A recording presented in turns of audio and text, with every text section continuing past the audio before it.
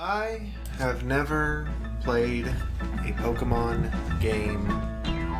I've never watched media till we started playing a Pokemon game on a whim when we couldn't play Fallout Equestria. I decided I couldn't just play the game, by the way. I made the decision, if I liked Pokemon, my first real exposure would be playing it as if I was playing it when it first came out. I also had to make it difficult. It couldn't just be something that had no stakes to it. So we sat down and made up some, quote, Iron Man rules, and it turns out they're very similar to a Nuzlocke. As you can see on the screen, I have to be within 5 levels of the gym leader, higher or lower. If I'm too low for this, I have to be trained up, and if they're too high, I can't use it for the gym. Number 2, anytime you enter a dungeon first time through a route, area, or first pass, I can't turn back and go to a Poke Center. I have to push through to the next Poke Center or to the boss. I can carry potions, ethers, whatever I need, but once I start the route, no going back. I can only catch Pokemon under the following conditions. 3A.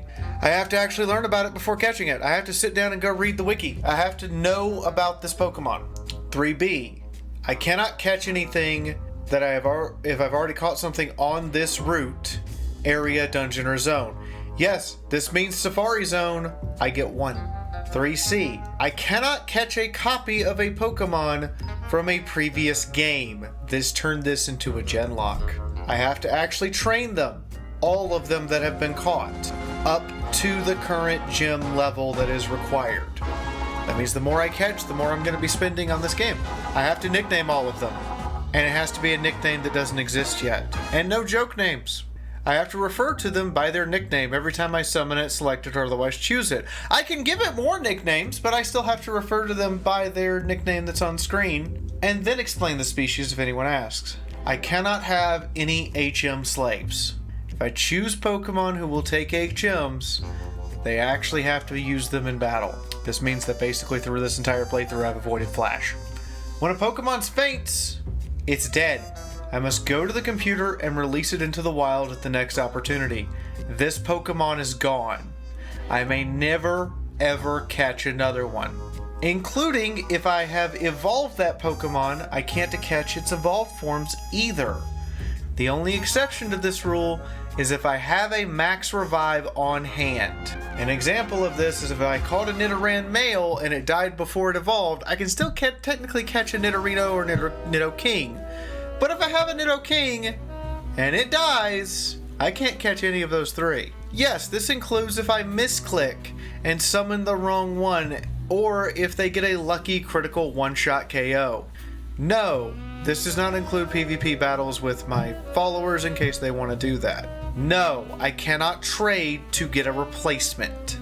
Survivors of the 6 Pokemon chosen to go through Victory Road's Elite Four and Champion rounds are the only Pokemon that may be transferred to Pokemon Home or Pokemon Bank, further upping the stakes of who gets to go on and who gets to be set aside.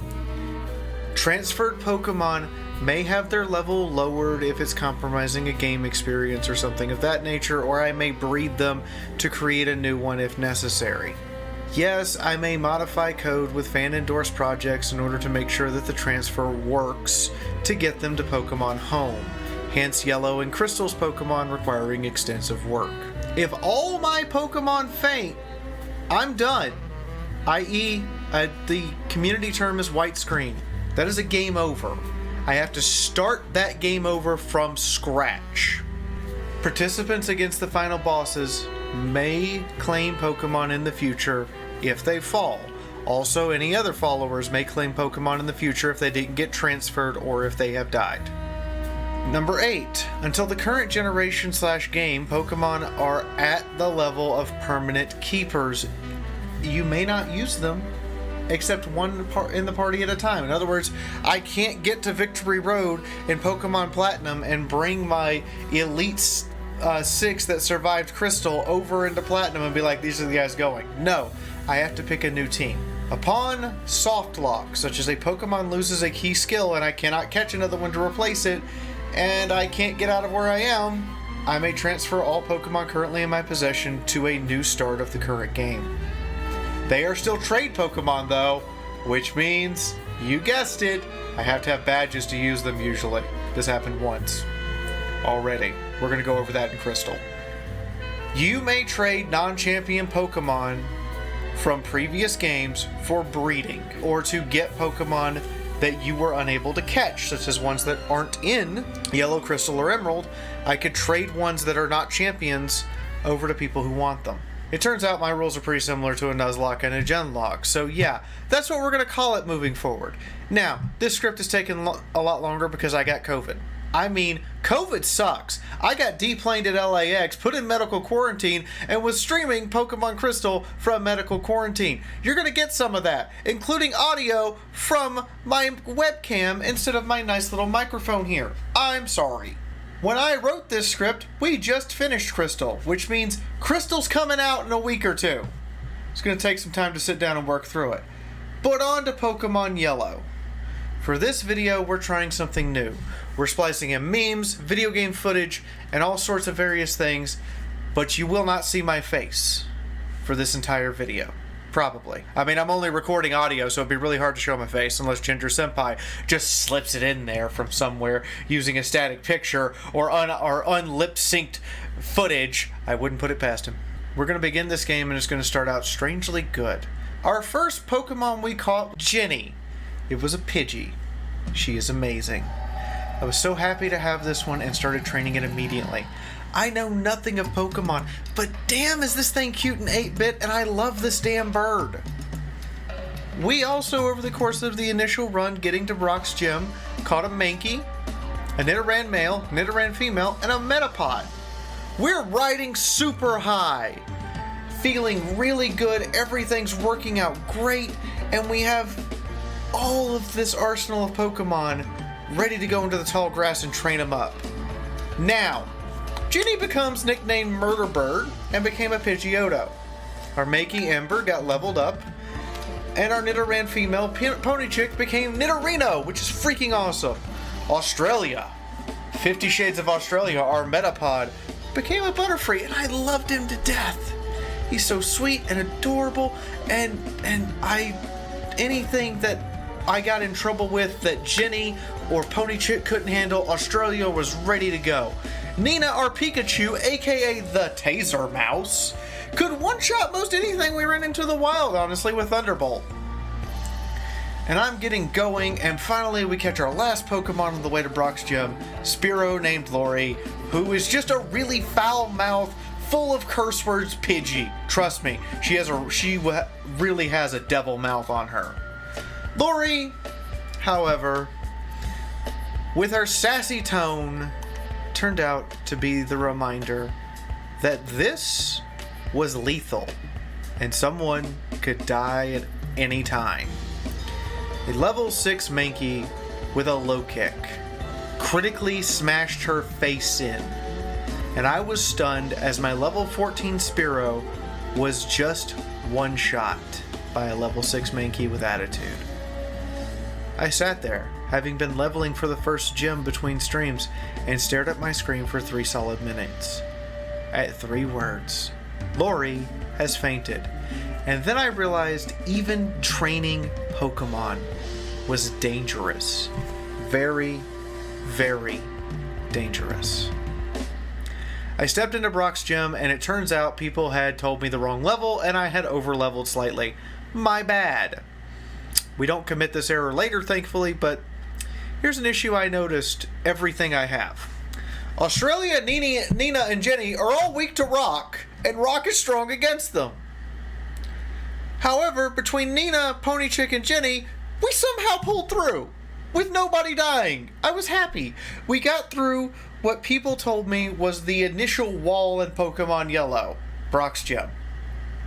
Despite the type chart saying we should lose to this brick wall, we came out really good.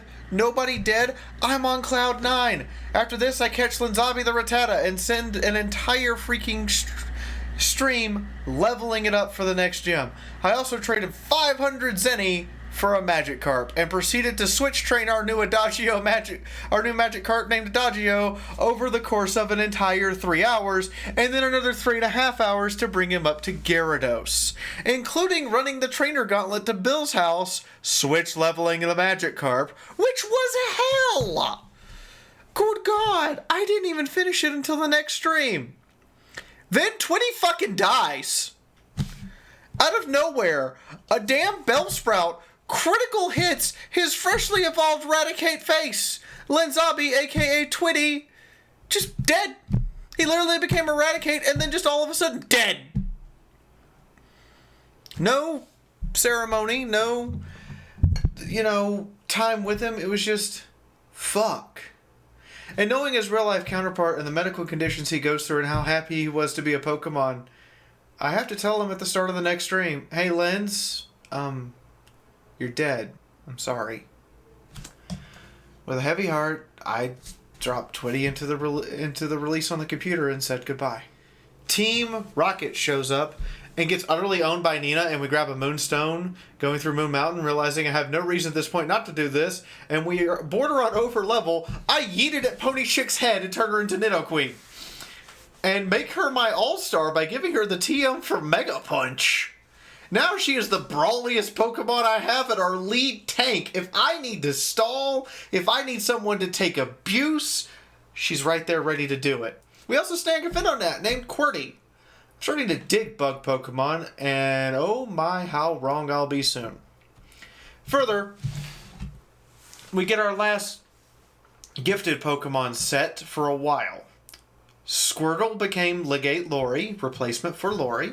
Bulbasaur became named Orisk, and a Charmander named Brett. Now, look, I've got all 4 starters. This is amazing. We sweep the entirety of all the trainers in Gym 2 by throwing Nina the Taser Mouse into the bathtub swimming pool and watching it electrocute anything, and then putting Jenny the Murder Bird in to throw in some good licks for measure when Nina got tired. It was literally just what I described, like throwing a plugged-in toaster into a bathtub and letting it run until the bubbles stopped. Until he was nothing but goop. I was devastated there. Look, Australia may have not had any one outstanding victory, but anytime we were low on health, I could fall back to him and let him sleep powder and poison powder the target to death. And then he got confusion, which just let him deal just enough damage to make him worth it. It was a sweet, slow combo, and he would just stay at his max HP the entire time. And I just watched him go from 88 hit points to instantly nothing but a smear on the wall. I loved that little Butterfree. He was beautiful. And what made this so much worse is I had started watching the Pokemon anime at the time, and that fucking night, I watched Ash release his Butterfree to go make baby Butterfrees. I cried myself to sleep, you bastards. That hurt. Australia, you were a good bug. I loved you. And I'm sorry I didn't get to release you to make little Caterpies. I went on stream and trained, and I got 3 levels higher than the next gym and went on a motherfucking rampage. We also got the guards some fresh water, so they let us pass from now on. That night, I also sat down and programmed a macro. Because I got into Macro Creator, set up a macro, and after I got all the timing for the casino machines just right, I went to bed and let it run all night so I could get a Vulpix, Scyther, and TM15 Hyper Beam. Which I gave immediately to Adagio the Gyarados, as well as the TM for Thunderbolt, because I thought it was hilarious that a flying water type would have Hyper Beam, Thunderbolt, and Surf. It was hilarious, by the way. The entire game was hilarious for that. The Celadon Gym, we brought out our secret weapon, who toasted, roasted, and slaughtered every bug, plant, and semi-plant dinosaur they had to offer. 1- and 2-shotting every single thing in the gym, despite half the time he was below their level. And switching in Jenny the Murder Bird the one time he got put to sleep, and I had some doubt about him waking up in time to finish the deal. Team Rocket Hideout. We are massively over-leveled for this, and we smashed the Rocket Grunts, Jesse, Ajam, and Giovanni like they aren't anything. Carefully remember what happened to Australia, and not putting Jenny the Murder Bird in to deal with Onyx or Rhyhorn. I love you, Murder Bird. This is literally my favorite Pokemon right now. Bear in mind, I didn't get to play Pokemon as a kid. My parents burned our Pokemon cards in front of us banned us from the show, refused to get us the games, and told the bus driver we weren't allowed to borrow any of the numerous Game Boys that were on the bus and play Pokemon. However, Pidgeot, aka Jenny the Murder Bird, yeah, no, this is my favorite Pokemon right now. I can just see it riding on my shoulder for most of this game, and then suddenly she evolves into Pidgeot and I'm riding on her shoulder. And she has carried the team and smashed everything through here like papier-mâché. With the Silph Scope from Giovanni, as well as we have tons of Ghost, and the tower is just a slog of pain and potions between fights as we make our way to the top level. Deal with Rocket and release Mr. Fuji, finally getting the Poker Flute. I actually had 2 potions left, total, when we stepped out. I immediately go restock supplies for fear we're going into another gauntlet, and if I don't restock supplies, we're not going to be able to heal between fights. With no hesitation, I go and find the nearest Snorlax, wake it up, and catch it. Yes! Ow! Ow! All of the pain! You can either blow my ears out or blow my back out. Choose one. Both. So you can only choose one. Ow! Alright, who was the fat chubby guy? That was gonna be a Verna. Ow! Sophie, now you see why Snorlax is so tanky. It's not just tanky, he hits like a freight train! Welcome to the team, Marvana, aka DJ Master Fluff. I gave him Solar Beam too, which it turns out would be critically important later. Now, to Silph Company. Orsk became Venusaur, and Legate became Blastoise, and Brett became Charizard. Between the XP there and the training we did to prepare for the Saffron City Gym, known to me by everyone in this chat at this point as the run-ender of Pokemon Yellow, Red, and Blue. But more on that in a minute. Team Rocket didn't stop us again. The staff member gave us Drinking Buddy, a female Lapras, by the way.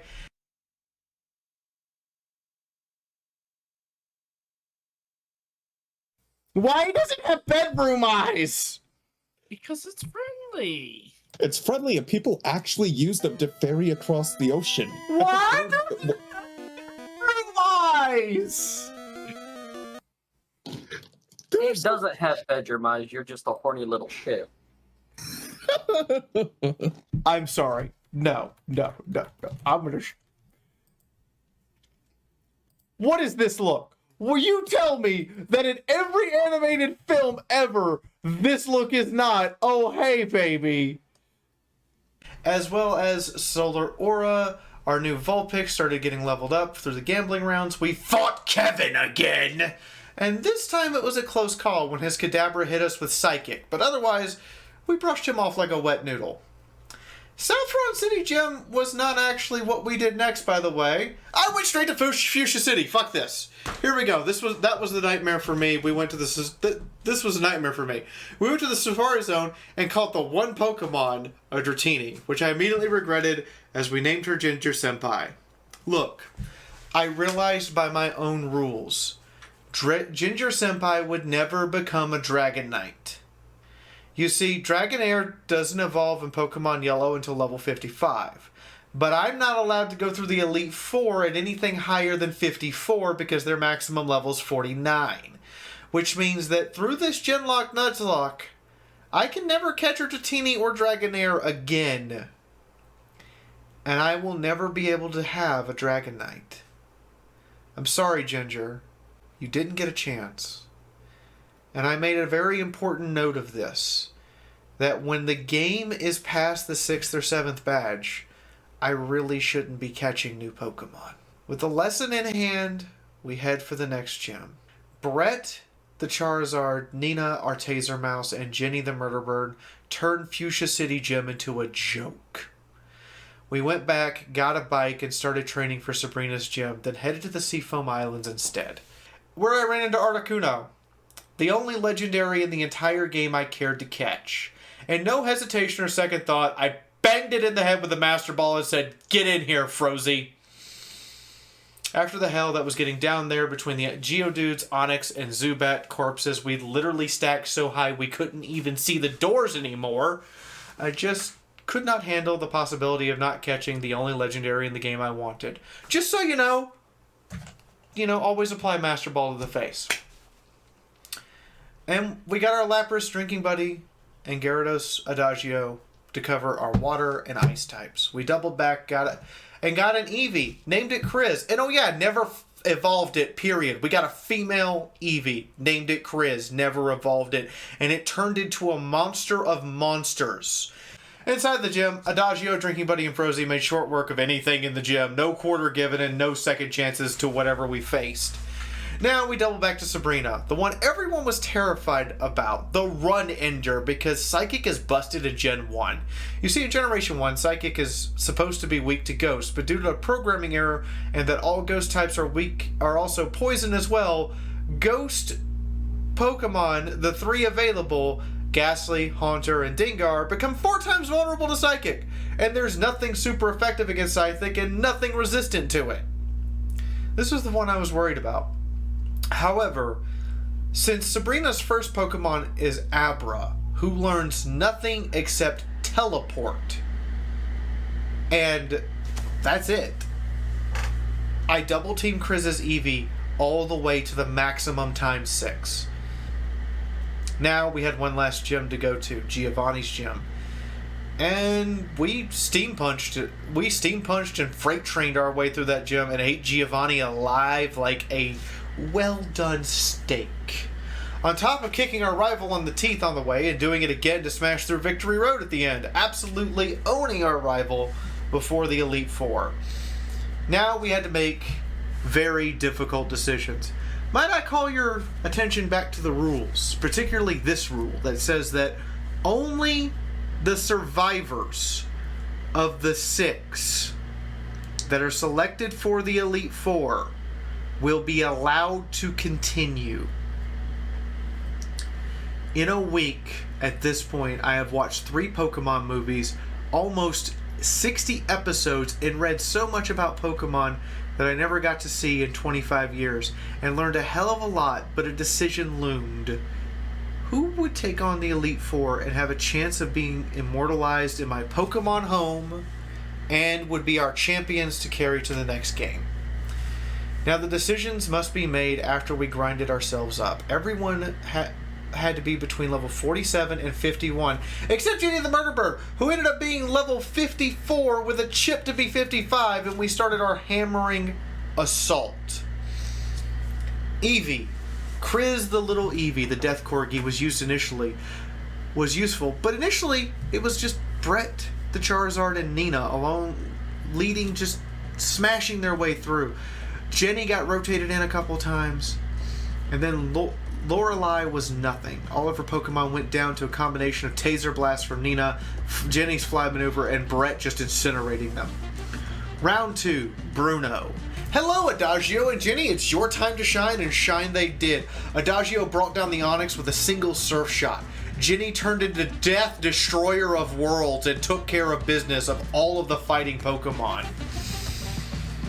In the next place, we have the Ghost types to face down, and this was Arvana's time to shine with Solar Beam. His Solar Beam smashed through everything. Rest allowed us to conserve our items and fully restore him mid-fight, and just a couple restoratives as he laughed in the face of the ghost that couldn't even touch him. I also abused the Poke-Flute to ensure no Dream Eater happened. So, we've gotten through all of this, and now we hit Lance. Put in Adagio the Gyarados to start us, and watched him smash half of the enemy team between Hyper Beam, Thunderbolt, and Surf. All of his moves and his typing as a flying water, he pounded through the enemy and worked them over like the charm. Right up until Dragonite immediately used Thunder, and I had a heart attack. He kept Thunderbolting, and he paid the ultimate price. The next Thunderclap hit above, and Adagio the Gyarados that I had trained for 7 hours to get from a Magikarp that had carried us through the gyms. We'd surfed on him in the water, and genuinely had been a wonderful, amazing companion. Died instantly from full to completely electrocuted fish, without a damn thing I could do about it. I had to stop the run and sit there and hold back tears. I wanted to scream and yell and shout about it being unfair, but it was fair. I taught Adagio Thunderbolt. Why wouldn't Lance teach his Dragonite Thunder? I had a battle to win and a sacrifice to make mean something.